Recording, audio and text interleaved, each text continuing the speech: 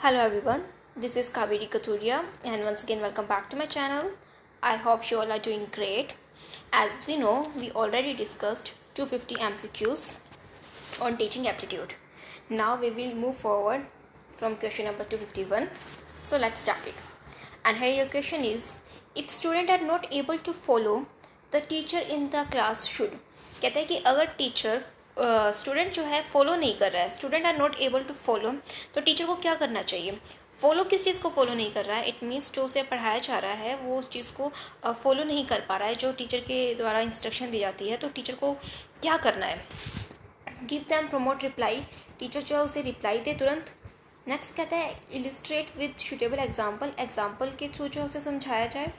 Next is make the content easier and D is all of the above. तो इनमें से आप देखें कि सबसे बेस्ट ऑप्शन क्या दिखता है आपको.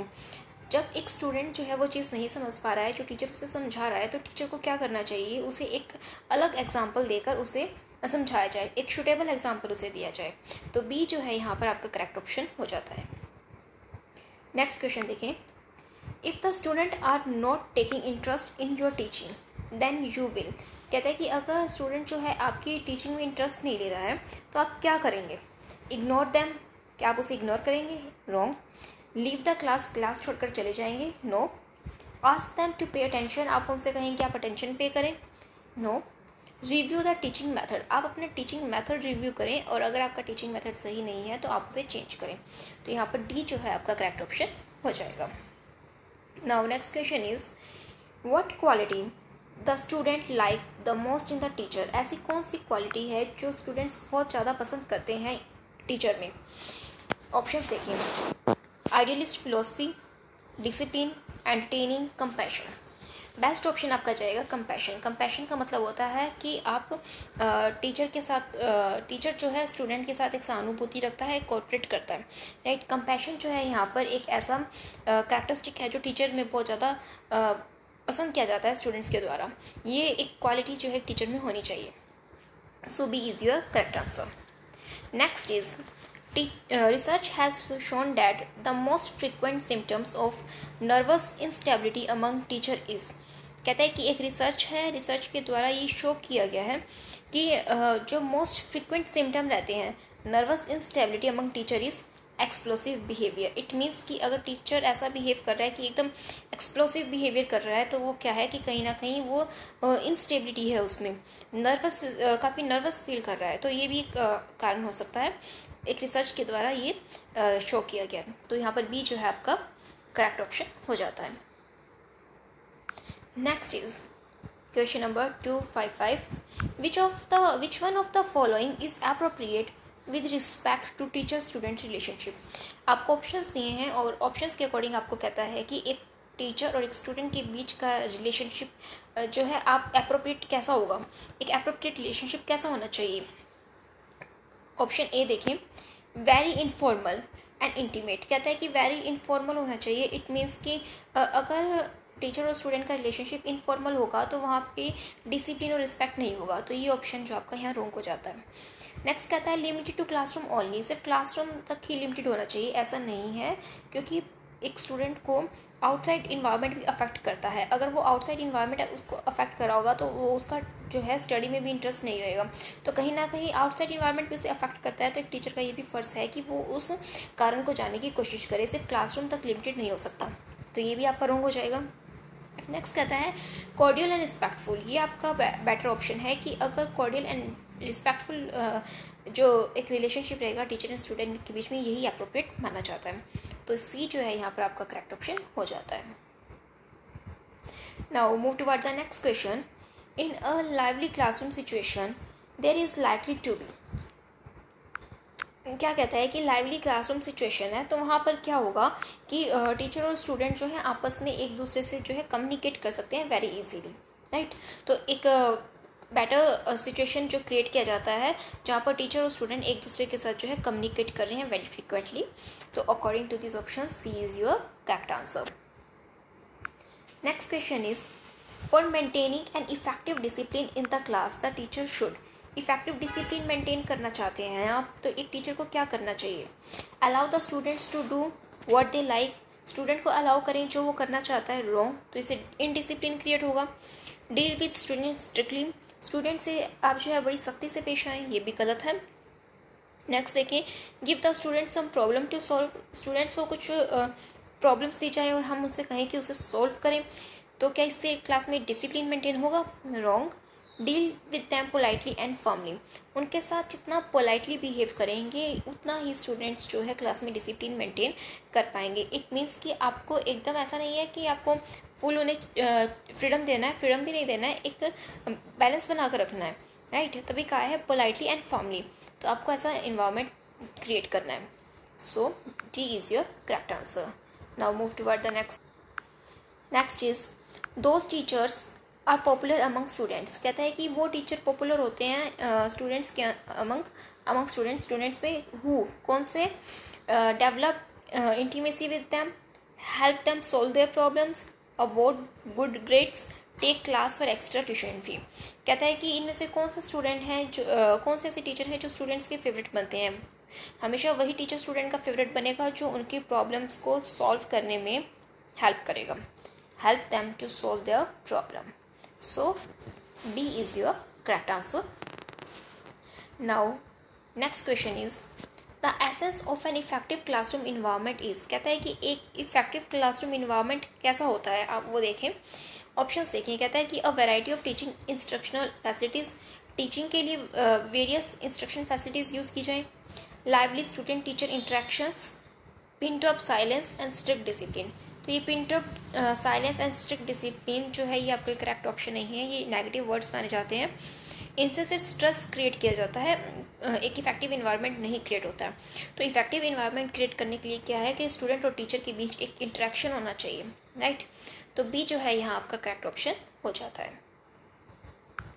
Now next question is one on the first day of his class if a teacher is asked by student to introduce himself he should. कहता है कि एक टीचर है, उसका फर्स्ट डे है क्लास में और स्टूडेंट उसे कहते हैं टीचर को कि आप अपना इंट्रोडक्शन दें, तो एक टीचर को कैसा इंट्रोडक्शन देना चाहिए। Ask them to meet after the class, तो क्या टीचर ये कहेगा बच्चे से कि आपको इंट्रोडक्शन मेरा जानना है तो क्लास के बाद आइएगा, wrong. Next is tell them about him in brief, अपने बारे में वो ब्रीफ में बच्चों को बताए, तो ये जो है आपका करेक्ट हो जाता है यहाँ पर कि आप एज अ बिगर टीचर आप स्टूडेंट को जो है अपने बारे में एक इंट्रोडक्शन दें, बट ब्रीफ में दें। इट मीन्स कि आप उसे वहाँ अपनी स्ट्रेंथ या वीकनेस मत गिनाएं कि मैंने ये क्वालिफिकेशन किया या जो भी है ऐसा मत गिनाएं। आप जितना हो सके ब्रीफ में बताएं, जितना स्टूडेंट्स के लिए रेलिवेंट हो। सो बी जो है यहाँ पर का करेक्ट ऑप्शन हो जाएगा। Next is moral values can be effectively inculcated among the students when the teacher. कहता है कि मॉरल वैल्यूज़ को स्टूडेंट्स के अंदर जो है जगाया जा सकता है, स्टूडेंट्स के अंदर हम मॉरल वैल्यूज़ डाल सकते हैं। कब डालेगा टीचर, जब खुद टीचर्स में वो वैल्यूज़ होंगी, when the teacher himself practice them, जब टीचर के खुद के नेचर में मॉरल वैल्यूज़ दिखाई देंगी तभी स्टूडेंट जो है उसे फॉलो करेगा। सो बी जो है यहाँ पर आपका करेक्ट ऑप्शन हो जाता है। Now next question is suppose a student want to share his problem with his teacher. एक स्टूडेंट जो है वो अपनी प्रॉब्लम्स को शेयर करना चाहता है किसके साथ, अपने टीचर के साथ। And he visit the teachers house, वो टीचर के घर चला जाता है फॉर द पर्पस, और इस पर्पस के लिए टीचर शुड, तो टीचर को क्या करना चाहिए। ऑप्शंस देखें। Contact the students parents and solve the problem, students के पेरेंट्स से जो है कॉन्टैक्ट करे, रॉन्ग। अगर वो बच्चा अपने पेरेंट्स के साथ अगर कम्युनिकेट कर पाता तो वो टीचर के पास आता ही नहीं। तो आप कोई भी प्रॉब्लम आए तो आप उसके डायरेक्टली पेरेंट्स के पास मत भागें। Suggest him that he should never visit his house, क्या आप ये कहेंगे कि मेरे घर मत आना अगली बार से, wrong. Suggest him to meet the principal and solve the problem, नहीं, आप प्रिंसिपल के पास नहीं जा सकते क्योंकि बच्चा आपके पास आया है तो कोई उम्मीद लेकर आया है, आप उसकी प्रॉब्लम को आगे किसी और को फॉरवर्ड नहीं कर सकते। डी देखिए क्या कहता है कि extend reasonable help and boost his moral, कहता है कि आप उसकी हेल्प करें, उसका कारण जानने की कोशिश करें और उसका मोरल जो है थोड़ा सा इंक्रीज़ करें, राइट। बिकॉज वो आपके पास आया है तो इट मीन्स वो डाउन फील कर रहा है, तो यहाँ पर डी जो है आपका करेक्ट ऑप्शन हो जाता है। Next is when some students are deliberately attempting to disturb the discipline of the class by making mischief, what will be your role as a teacher। क्या कहता है कि कुछ स्टूडेंट ऐसे हैं जो जान करके क्लास में इनडिसिप्लिन क्रिएट करने की कोशिश कर रहे हैं, माहौल ख़राब कर रहे हैं, तो आपका क्या रोल होगा अगर आप टीचर हैं तो। एक्सपेल दो स्टूडेंट्स, क्या उस स्टूडेंट्स को आप जो एक्सपेल कर देंगे? रॉन्ग। आइसोलेट दो स्टूडेंट्स, उसको अकेला रहने के लिए छोड़ देंगे? Wrong. Next is reform the group with your authority, क्या कहता है कि आप ग्रुप में जो है आप अपनी अथॉरिटी का पावर का यूज़ करेंगे? Wrong. Give them an opportunity for introspection and improve their behaviour, हम उसे मौका देंगे अपने आप को सुधारने का, उसके व्यवहार में चेंज लाने का। तो डी जो है यहाँ पर आपका करेक्ट ऑप्शन हो जाता है। Next is a teacher is said to be fluent in asking questions if he can ask, कहते हैं कि एक टीचर को माना जाएगा कि बहुत ही फ्लुएंट है आस्किंग क्वेश्चंस पूछने में, इफ़ ही कैन। ऑप्शंस देखिए, मीनिंगफुल क्वेश्चंस, जो क्वेश्चंस पूछे जाते हैं वो मीनिंगफुल हैं। Option B as many questions as possible. Next is maximum number of question in a fix time and many meaningful questions in a fix time. कहता है कि इनमें से आपका बेटर ऑप्शन क्या है? सी, एक टीचर जो है क्वेश्चंस पूछता है बार बार, तो आप कैसे मानेंगे कि इफ़ ही कैन उससे अच्छे क्वेश्चंस उससे पूछे जा रहे हैं या बहुत ही फ्लुएंट है इन आस्किंग द क्वेश्चंस? जब वो मीनिंगफुल क्वेश्चंस करे, नहीं, सिर्फ मीनिंगफुल क्वेश्चंस की बात नहीं होती, यहाँ पर होता है कि मीनिंगफुल क्वेश्चंस तो साथ में एक फिक्स्ड टाइम में पूछे जाए, टाइमिंग फिक्स होनी चाहिए उसकी पूछने की। इट मीन्स कि आप टॉपिक को कंप्लीट करें, कंसेप्ट को क्लियर करें, उसके बाद क्वेश्चन पूछें। ऐसा नहीं है कि आप टॉपिक पढ़ा रहे हैं, पढ़ाते पढ़ाते आपका कंसेप्ट अभी कंप्लीट नहीं हुआ, उससे पहले ही आप बीच में क्वेश्चनिंग करने लग जाएं। तो कहते हैं कि आपको क्या करना है, मीनिंगफुल क्वेश्चंस तो पूछें but in a fix time. तो डी जो है यहाँ पर आपका करेक्ट ऑप्शन हो जाएगा। Now move toward the next question. अब जो क्वेश्चंस आपके आएंगे वो लर्नर्स की इवैल्यूएशन पे होंगे, और आपके क्वेश्चंस का लेवल जो है आपने देखा होगा कि यहाँ तक जो है धीरे धीरे लेवल आपके क्वेश्चनिंग का बढ़ता रहता है, राइट। अब नेक्स्ट क्वेश्चन देखें, the most significant approach of evaluation is, evaluation की मोस्ट सिग्निफिकेंट अप्रोच क्या है? जब हम इवैल्यूएट करते हैं तो हम कौन सा इवैल्यूएशन का कंसेप्ट यूज़ करते हैं? Continuous and comprehensive evaluation. Continuous evaluation का मतलब होता है कि स्टूडेंट की परफॉर्मेंस को कॉन्टिन्यूसली इवैल्यूएट करना, हर स्टेप पे उसे इवैल्यूएट करना, और कॉम्प्रिहेंस का मतलब होता है ओवरऑल इवैल्यूएशन करना उसका, राइट। तो continuous and comprehensive evaluation approach जो है यूज़ की जाती है। Now next question is, what type of test is most effective when trying to test memorization? कहता है कि ऐसा कौन सा टेस्ट का टाइप है जो इफेक्टिव रहेगा, मोर इफेक्टिव रहेगा when trying to test memorisation, memorisation को हम टेस्ट कर रहे हैं। ऑप्शंस देखिए, true and false, multiple choice, fill in blanks, and both B and C. देखिए, जब हम बच्चे का हम मेमोराइजेशन लेवल चेक करते हैं तो इसके लिए बेस्ट रहेगा हम मल्टीपल चॉइस क्वेश्चन यूज़ करें, जिसमें जो है 4 ऑप्शन दिए जाते हैं और हम उनसे पूछते हैं कि एक करेक्ट ऑप्शन है उसे टिक करें, तो बच्चा वही टिक करेगा जब एक्चुअल में वो आंसर जानता होगा, राइट। तो हमें उसका जो है पता लगेगा उसका लॉजिकल पावर कैसा यूज़ कर रहा है वो। एक फिल इन द ब्लैंक्स जो है वो भी अपनी मेमोराइजेशन का यूज़ करके ही करेक्ट वर्ड जो उसके अंदर फिल करेगा। लेकिन ट्रू एंड फॉल्स को रॉन्ग इसलिए किया गया है कि यहाँ पर जो है थोड़ा सा आपका जो है एक कह सकते हैं कि तुक्का चल सकता है कि आपने मर्जी से ट्रू लगा दिया और उसका आंसर ट्रू ही निकल गया, तो इस टाइप का सिस्टम हो सकता है। तो आप मेमोराइजेशन को चेक करना चाहते हैं तो बेस्ट रहेगा आप मल्टीपल चॉइस और fill in the blanks type के क्वेश्चंस यूज़ करें। तो जो डी है ऑप्शन आपका यहाँ पर करेक्ट ऑप्शन हो जाता है। Now move to next question. ऐसे type test are not reliable because, कहता है कि ऐसे टाइप टेस्ट को सही क्यों नहीं माना जाता है, विश्वसनीय क्यों नहीं माना जाता है? देखिए, ऐसे टाइप टेस्ट ही एक ऐसा टेस्ट है जिसमें आपके मन में जो आए आप अपनी बातों को घुमा कर लिख सकते हैं, और सम टाइम जो है स्टूडेंट इसी टैक्ट को यूज़ करता है जब उसे आंसर एग्जैक्ट नहीं पता होता है। तो इससे क्या होता है कि चेकिंग, एक तो देखिए कहता है कि their answers are different, answer सबके डिफरेंट होंगे। नेक्स्ट कहता है कि द रिजल्ट्स आर डिफरेंट, उनके रिजल्ट्स भी डिफरेंट होंगे। ऑब्वियसली ऐसे टाइप टेस्ट लिख रहे हैं तो आप अपने ओपिनियंस लिख रहे हैं, आपके आंसर्स भी डिफरेंट होंगे, आपके रिजल्ट्स भी डिफरेंट होंगे। नेक्स्ट कहता है कि the checking is affected by examiners mood, इसकी चेकिंग जो है अफेक्टेड होती है किसी एग्जामिनर के मूड से, ये भी बात ठीक है। And their responding style are different, और किसी का रिस्पॉन्डिंग स्टाइल भी जो है डिफरेंट होता है। तो अब इसमें क्या कहता है कि हम ऐसे टाइप को विश्वसनीय क्यों नहीं मानते? विश्वसनीय इसलिए नहीं मानते क्योंकि मोस्ट ऑफ द टाइम क्या होता है कि एग्जामिनर के मूड के अकॉर्डिंग आपको नंबर मिलते हैं। आप कॉलेज में आप देखें कि आपके जैसे ऐसे टाइप टेस्ट आप देते हैं तो उसके अंदर क्या होता है, कई बार आपके एग्ज़ाम्स अच्छे नहीं हुए होते फिर भी आपका रिजल्ट अच्छा आ जाता है, जस्ट बिकॉज कि कई बार एग्जामिनर का मूड अच्छा होगा तो उसने आपकी राइटिंग वगैरह देख के नंबर दे दिया, तो इस टाइप का पार्शलिटी हो जाता है। तो सी जो है यहाँ पर आपका करेक्ट ऑप्शन हो जाता है। नेक्स्ट क्वेश्चन देखिए, to raise the standard of education it is necessary. Education का स्टैंडर्ड रेज करना चाहते हैं तो आप क्या करेंगे, ईवैल्यूएट स्टूडेंट कॉन्टीन्यूसली, स्टूडेंट को कॉन्टीन्यूसली ईवैल्यूएट करें, उसकी परफॉर्मेंस को ईवैल्यूएट करते रहें और उसका अपलिफ्ट करने का काम करें। तो ए जो है यहाँ पर आपका करेक्ट ऑप्शन हो जाता है। Next is the best method of checking a students homework is, कहते हैं कि बेस्ट मेथड कौन सा है चेक करने का स्टूडेंट्स के होमवर्क को। ऑप्शंस देखें, to assign it to intelligent student of class, तो ये काम जो है आप क्लास के इंटेलिजेंट बच्चों को दे दें, रॉन्ग। कहते हैं कि to check the answer in the class group manner, answers को चेक करें ग्रुप मैनर में, रॉन्ग, ये भी आपका रॉन्ग हो जाएगा। नेक्स्ट कहता है कि to check them with the help of specimen answer, कहता है कि आपके पास एक स्पाइसीमैन कॉपी होगी, आप उसमें से आंसर्स चेक कर लें, रॉन्ग। नेक्स्ट कहता है कि to check by the teacher himself in regular way, teacher जो है रेगुलर वे में अगर जो स्टूडेंट का होमवर्क है उसे चेक करेगा वही एक बेटर ऑप्शन रहेगा। इट मीन्स कि अगर आप डेली स्टूडेंट की कॉपी है या नोटबुक है या उसका जो रिटर्न वर्क है उसकी परफॉर्मेंस को चेक करते हैं तो वो एक बेटर वे है एज कंपैरिजन कि आप जो at the end of the weekend पर आप कॉपीज चेक करें तो वो एक बेटर वे नहीं होगा आपका। तो क्या करना है आपको, रेगुलरली जो है एग्जामिन करना है। D is your correct answer.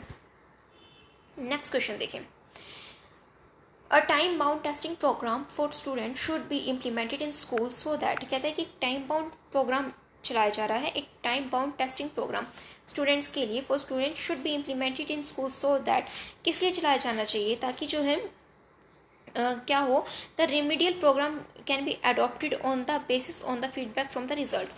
It means कि हम एक रेमेडियल प्रोग्राम चला सकें, रेमेडी प्रोवाइड करवा सकें और जिसके अंदर क्या होगा कि हम जो रिजल्ट से हमें फीडबैक मिल रहा है और उस फीडबैक को जो है सही करने का काम किया जा सके। रेमेडियल प्रोग्राम जो है नाम से ही क्लियर है कि हम रेमेडीज प्रोवाइड करने का प्रोग्राम चलाना चाहते हैं।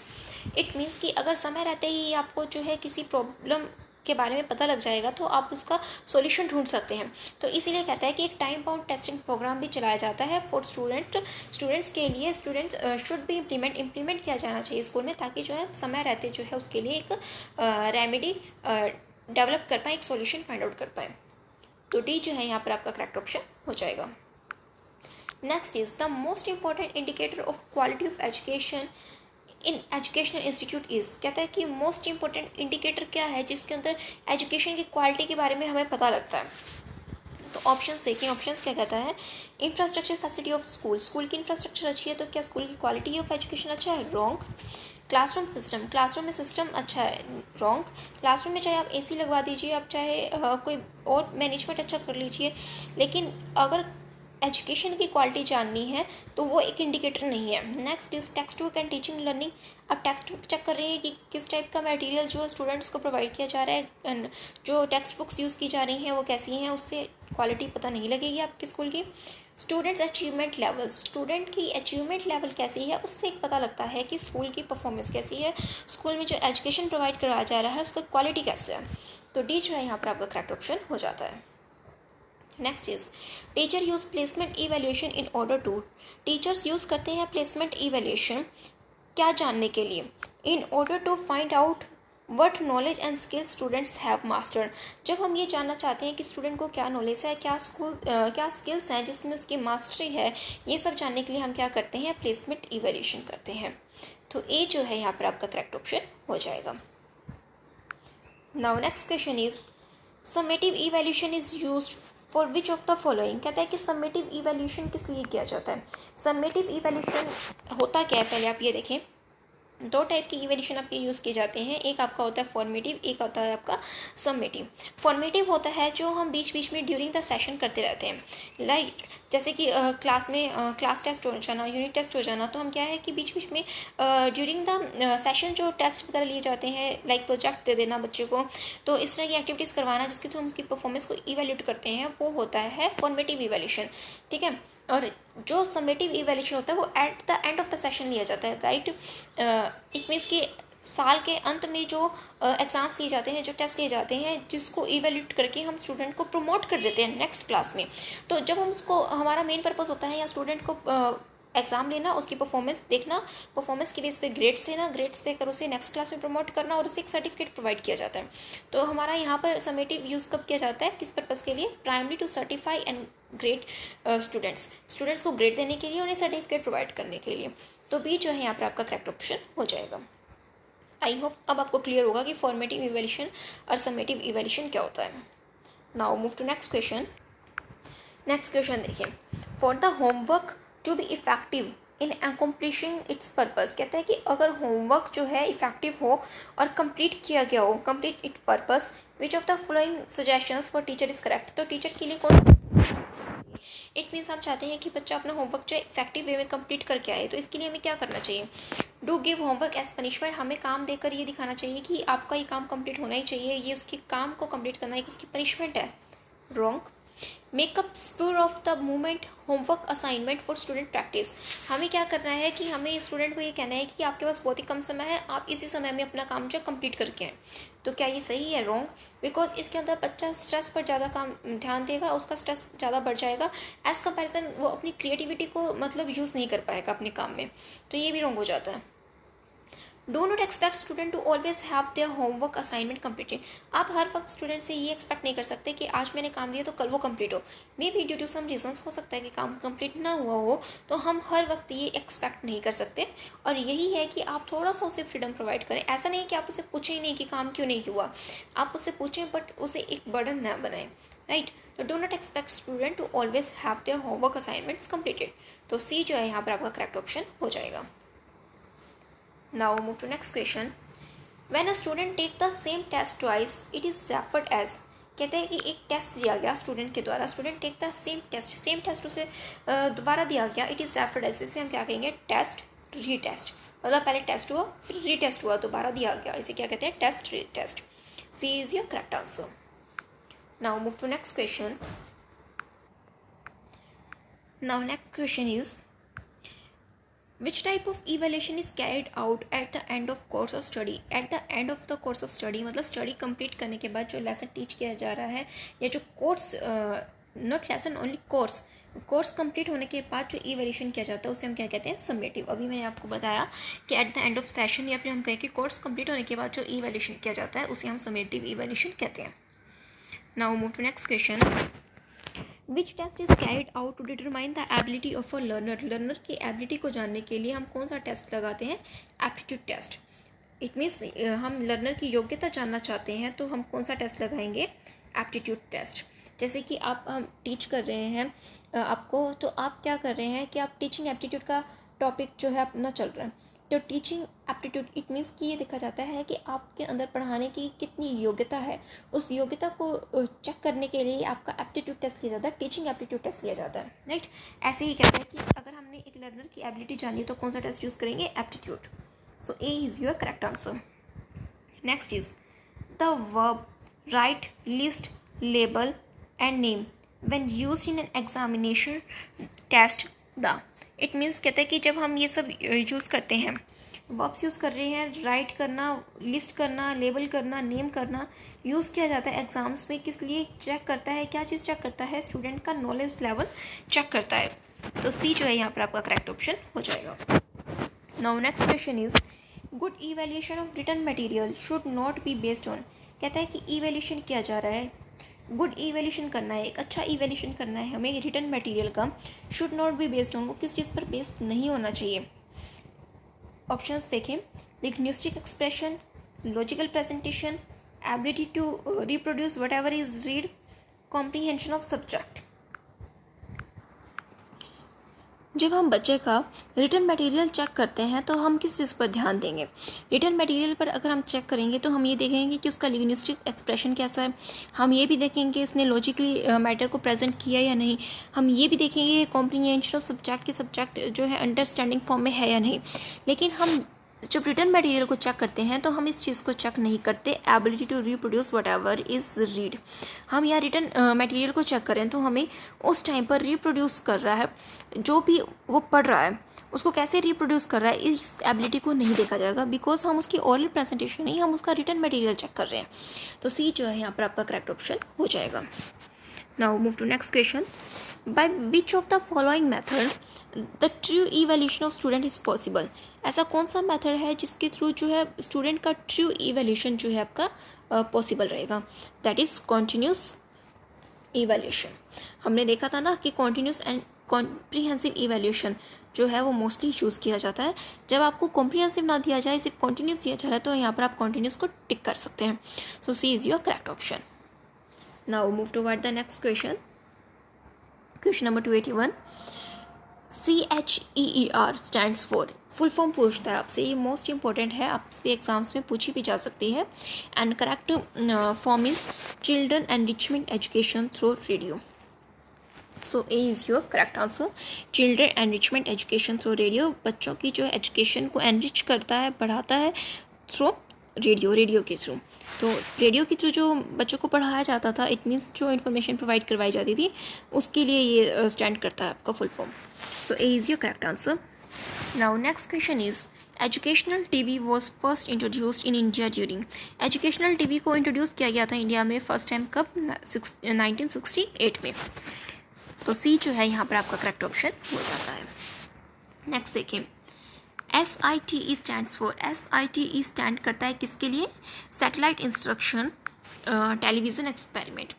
तो बी जो है यहाँ पर आपका करेक्ट ऑप्शन हो जाएगा, that is satellite instructional television experiment. So B is your correct answer. ये फुल फॉर्म जो है मोस्ट इंपॉर्टेंट है, बिकॉज ये एग्जाम में आ चुकी हैं। अगर आप प्रीवियस ईयर के क्वेश्चन पेपर उठाकर देखेंगे तो उसमें ये पूछी जा चुकी हैं, दैट्स वाई इसको इंक्लूड किया गया है। So this is very important. Now move to next question.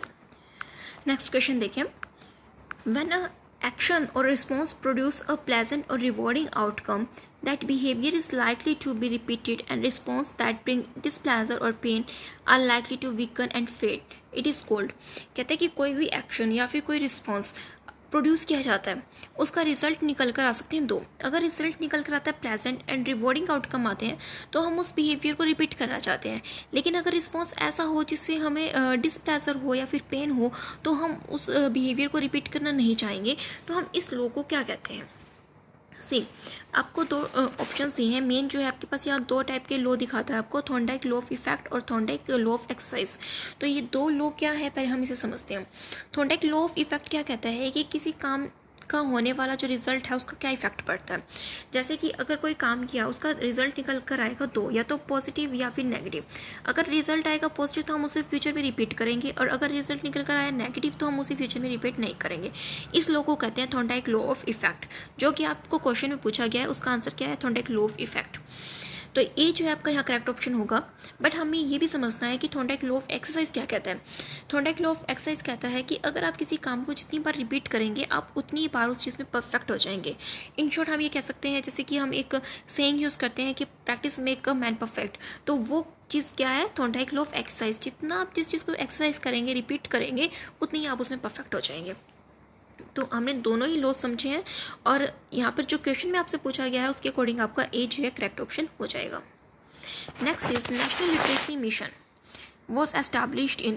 कहते हैं कि नेशनल लिटरेसी मिशन जो है कब एस्टैब्लिश किया गया था? It was establish 1988। तो बी जो है यहाँ पर आपका करेक्ट ऑप्शन हो जाता है। Now move toward the next question, question number 286। The main aim of the national council for teacher education is. Main aim क्या है नेशनल काउंसिल का? National council of teacher education का its main aim is to maintain the standard in college of education. College में education का standards maintain रखना ही main purpose होता है किसका? National council for teacher education का। सो सी जो है यहाँ पर आपका करेक्ट ऑप्शन हो जाता है। Question number 287। The Kinder garden system of education was constituted by. कहता है कि Kinder garden system of education किसके द्वारा बनाया गया था? फ्रोबेल के द्वारा।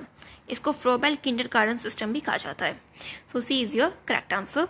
Next is national council of educational research and training was established in. कहते हैं कि national council of educational research and training को एस्टैब्लिश किया गया था 1961 में। सो ए जो है यहाँ पर आपका करेक्ट ऑप्शन हो जाता है। नेक्स्ट क्वेश्चन की तरफ मूव करें।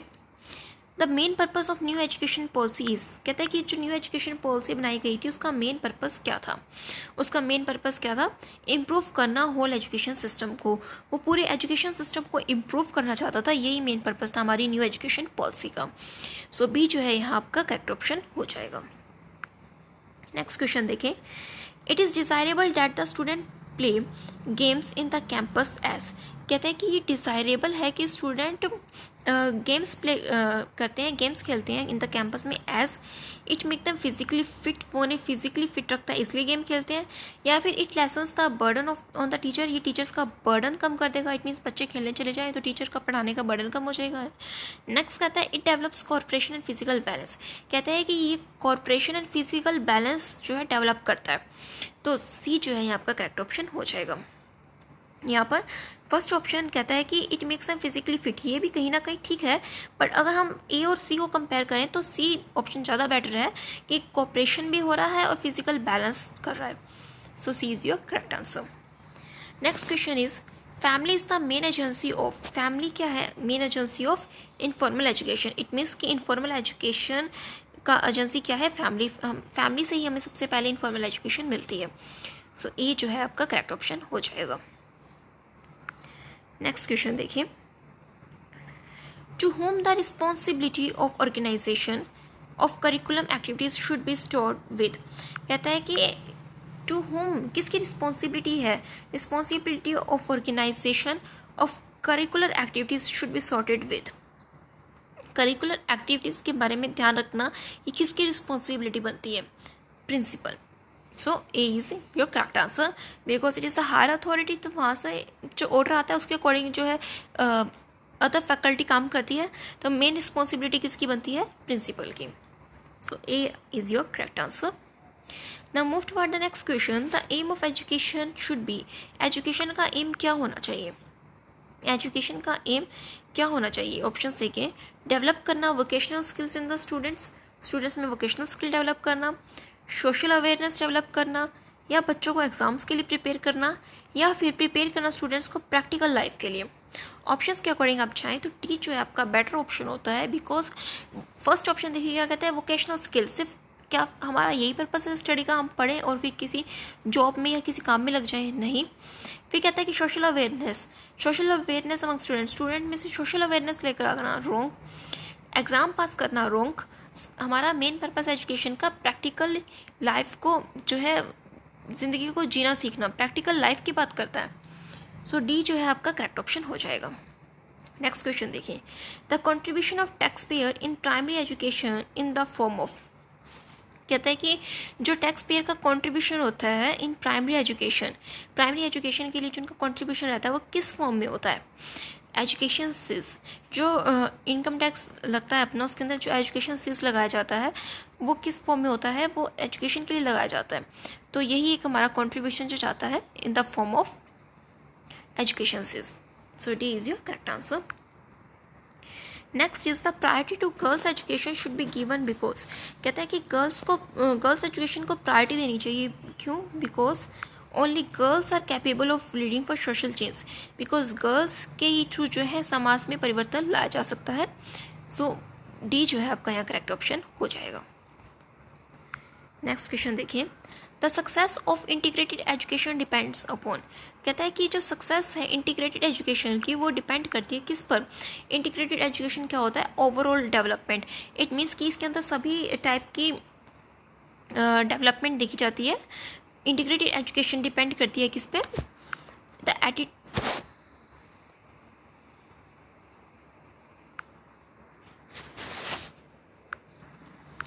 डिपेंड करती है एटीट्यूडनल चेंज इन टीचर में जो एटीट्यूडनल चेंज होगा उसके ऊपर डिपेंड करेगी इंटीग्रेटेड एजुकेशन की सक्सेस। अब आप पूछेंगे कि इंटीग्रेटेड एजुकेशन होता क्या है, इंटीग्रेटेड एजुकेशन एक ऐसा एजुकेशनल प्रोग्राम होता है जिसके अंदर जो एक्सेप्शनल चिल्ड्रन होते हैं उनको भी नॉर्मल चिल्ड्रंस के साथ पढ़ाया जाता है। इट मीन्स कि जिन्हें हम स्पेशल चिल्ड्रन कहते हैं, जस्ट लाइक जो हैंडीकैप्स होते हैं या फिर जो मेंटली रिटार्डेड केस होते हैं, ऐसे बच्चों को भी जो नॉर्मल स्टूडेंट के साथ पढ़ाया जाता है तो उसे हम कहते हैं इंटीग्रेटेड एजुकेशन। और ये तभी पॉसिबल हो पाएगा एक क्लास के अंदर normal as well as the जो हमारे स्पेशल चिल्ड्रंस है, एक्सेप्शनल चिल्ड्रन है, उनको भी साथ में ही नॉर्मल क्लास में पढ़ाया जाए। तभी पॉसिबल है जब एक टीचर जो है उस बच्चे को भी एक्सेप्ट करेगा अपनी क्लास में, तो उसका जो एटीट्यूड रहेगा दोनों स्टूडेंट के लिए सम्मान रहेगा, तभी वो है इंटीग्रेटेड एजुकेशन सक्सेस हो पाएगा ये कंसेप्ट। सो डी जो है आपका यहाँ करेक्ट ऑप्शन हो जाता है। Now move to next question. The quality of the school education depends upon, school में एजुकेशन जो प्रोवाइड की जाती है वो किसके ऊपर डिपेंड करती है? Quality of the teachers education. एक टीचर की एजुकेशन के ऊपर डिपेंड करता है स्टूडेंट का भविष्य, उसके ऊपर प्रोवाइड की जाने वाली एजुकेशन। अगर टीचर खुद ही एजुकेटेड नहीं है, वेल मास्टर्ड नहीं है अपने सब्जेक्ट में, तो वो स्टूडेंट को जो है बेटर एजुकेशन प्रोवाइड नहीं कर पाएगा। तो डी जो आपका यहाँ करेक्ट ऑप्शन हो जाएगा। The idea of basic education was proponented by, basic education का आइडिया प्रपोनेंट किया गया था किसके द्वारा? So it was proponented by Mahatma Gandhi. C is your correct option. Now next question is the in service teacher training can be made more effective by, in service teacher training को और भी ज़्यादा effective किया जा सकता है, कैसे किया जा सकता है?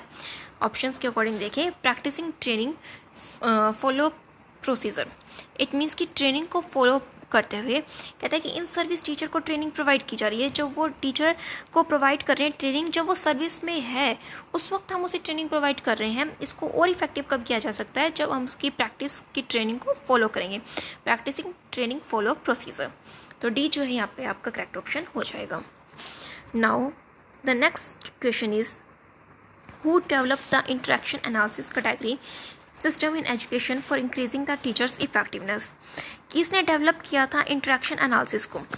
इंटरेक्शन एनालिसिस कैटेगरी सिस्टम एक सिस्टम है जिसको हम कहते हैं interaction analysis category system. Basically ये सिस्टम एजुकेशन में यूज़ किया जाता है for increasing the teachers effectiveness, teacher की इफेक्टिवनेस को इंक्रीज करने के लिए। अब आप पूछेंगे कि इंटरेक्शन एनालिसिस कैटेगरी होता क्या है? एक तरह का ये क्या है कि जो बच्चा बीएड करके आया है वो ये समझता है इस बात को कि क्या है। बेसिकली ये कंसेप्ट आपका बीएड में आता है, जिसमें आपको ये सिखाया जाता है कि ये क्या है, एक टूल होता है, एक ऑब्जर्वेशनल टूल होता है जो यूज़ किया जाता है। किस लिए यूज़ किया जाता है? To classify the verbal behaviour of teacher and pupil as the interact in class. It means कि एक क्लास में टीचर और प्यूपिल किस तरह से इंटरेक्ट करते हैं, इस चीज़ को ऑब्जर्व करने के लिए एक टूल यूज़ किया जाता है और उस टूल को हम कहते हैं इंटरेक्शन एनालिसिस कैटेगरी सिस्टम। इसके अंदर बेसिकली 10 आपकी कैटेगरीज बनाई जाती हैं और उन कैटेगरीज में नोट डाउन किया जाता है जो टीचर और प्यूपिल का बिहेवियर रहता है, राइट। और ये आपको इतना डेप्थ में जाने की ज़रूरत नहीं है, बस आपको ये याद रखना है कि किसके द्वारा दिया गया था model. It was tool was developed by Flanders, और इसको हम फ्लैंडर्स इंटरेक्शनल टूल भी कहते हैं, फ्लैंडर्स इंटरेक्शन एनालिसिस टूल भी कहते हैं। तो डिफरेंट डिफरेंट नेम्स हैं जिस नाम से भी उसे बुलाया जाता है। तो ये था आपका क्वेश्चन नंबर 300 क्वेश्चन जो आपके यहाँ कंप्लीट होते हैं, और इसका करेक्ट आंसर आपका ए। तो जैसा कि आपको प्रॉमिस किया गया था 300 क्वेश्चंस प्रोवाइड करने का ऑन द टीचिंग एप्टीट्यूड, इसी के साथ हमारा ये जो MCQ series of teaching aptitude complete होता है।